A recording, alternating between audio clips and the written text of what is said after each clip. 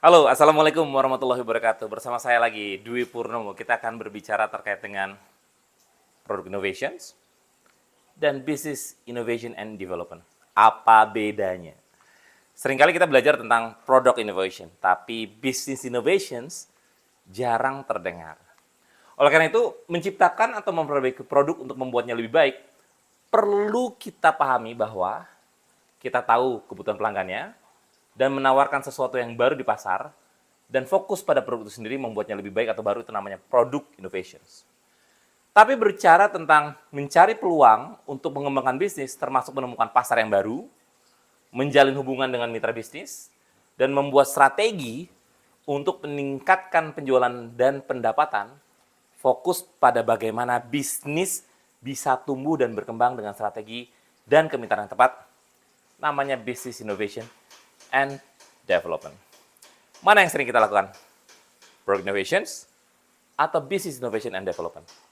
Seringkali karena terlihat secara jelas, product innovation menjadi fokus utama. Tapi di balik product innovation, setiap bisnis yang jalan, di baliknya pasti ada rekayasa business innovation. Coba kita lihat bahwa dulu kita berkutat pada desirability. Seberapa dicintaikah produk kita? Fokusnya di human. Seberapa menguntungkanlah terhadap bisnis, viability, dan visibility. Teknologinya mumpuni dan bisa kita kelola atau tidak. Di sini namanya innovation sweet spot. Tapi perkembangan sekarang berubah. Kita perlu viability, perlu visibility, dan perlu desirability. Tapi sekarang, eranya ditambah dengan satu, integrity. Integrity tentunya untuk memastikan bahwa produk kita, bisnis kita punya impact, yang ujungnya adalah sustainability, kebermanfaatan bagi people, planet, dan profit. Innovation sweet spot-nya tentunya sangat berbeda. Jika di sini hanya terkait dengan produk dan user, kalau di sini terkait dengan sustainability dan kebermanfaatan secara luas. Oleh karena itu, saya mengingatkan lagi bahwa secara konvensional, bisnis model bisa dilihat seperti ini. 9 blok model bisnis yang terdiri dari customer segment, value propositions, customer relationship, channel, key activities, key resources, key partners, cost structure, dan revenue stream. Paling mudah dibagi menjadi 3 bagian utama.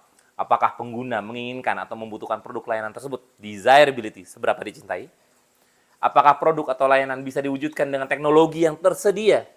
Visibility. Dan yang ketiga adalah, apakah produk atau layanan tersebut berkelanjutan secara bisnis dan bisa menghasilkan keuntungan? Viability. Itu dulu. Tapi sekarang, jelas integrity membalut bisnis modelnya. Produk atau layanan tersebut berkontribusi positif pada masyarakat dan lingkungan, serta beroperasi secara etis dan bertanggung jawab. Ini akan ketahuan jika model bisnis itu, fraud misalnya, dalam jangka waktu pendek tidak terlihat. Tapi dalam jangka panjang, lama-lama akan terlihat dan akan memutus kesinambungannya. Oleh karena itu, bagaimana caranya kita punya model bisnis yang bagus? Pertama, mengelola jejaring dengan baik. Partners dan key partners. Sesuatu hal yang berbeda. Partners biasanya berkaitan dengan penyediaan sumber daya, penyediaan aktivitas, dan kita bisa bayar sama partners. Tapi berbicara tentang key partners, bagaimana caranya menghadirkan banyak jejaring yang menyediakan resources dan juga aktivitas yang bisa mengurangi cost dan mendapatkan benefit bagi kita. Kelolalah. Jejaring adalah sumber daya eksternal yang memberikan nilai tambah bagi proses inovasi. Kolaborasi dengan mitra bisnis, komunitas, pihak eksternal bisa mempercepat dan memperkaya proses inovasi. Sehingga dalam keseharian kita tidak mungkin hanya berkutat pada produk, tapi justru sebagian besar kita mencari insight dan network dan digunakan dengan baik untuk memperkaya inovasi. Nah, proses-proses bisnis model innovation ini erat kaitannya dengan menjaga hubungan ini dan segala integritasnya adalah kunci. Setiap kemitraan harus adil, transparan, dan saling menguntungkan. Jejaring yang kuat dan sehat tentunya akan membuka banyak insight-insight baru, kolaborasi di masa depan.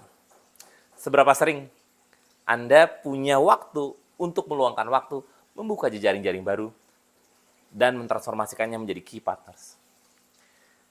Berikutnya adalah tentang menghargai proses. Karena model bisnis tidak terlihat, tapi dalam jangka panjang akan semakin kuat, maka proses inovasi tidak bisa dianggap enteng atau dipercepat dengan jalan pintas. Tidak ada jalan pintas. Inovasi yang kuat dan berkelanjutan perlu dedikasi pada setiap tahapannya, mulai dari ide, awal riset, pengembangan, sampai dengan implementasi. Ketika proses ini dihormati, produk dan layanan tentunya akan lebih berkualitas. Sehingga jika mengabaikan proses, ini bisa tentunya mengarahkan kepada kegagalan di kemudian hari, baik dari segi kualitas ataupun kepercayaan dari pelanggan dan pemangku kepentingan. Menghargai proses. Dalam proses business model innovations, kita bisa menggunakan berbagai macam perangkat atau kerangka kerja seperti OKR, Objective Key Result. Karena kita prosesnya akan terukur dan bisa mencapai tahapan-tahapan yang eksponensial, diakselerasi proses-prosesnya. Dan kemudian menghargai SDM. Sumber daya manusia tentunya adalah inti dari inovasi. Ini challenge di masa AI ini ketika setiap orang berbicara terkait bisa diganti dengan AI. Setiap ide kreatif, solusi inovasi, hingga kemampuan untuk mengeksekusi semua datang dari talenta, bukan dari AI, yang ada dalam organisasi. Menghormati SDM, artinya memberikan mereka ruang untuk tumbuh dan berkreasi, ruang inovasi untuk berkreasi, dan mendukung kesejahteraan mereka dan memberikan pengakuan yang adil dengan kontribusi terbaik mereka.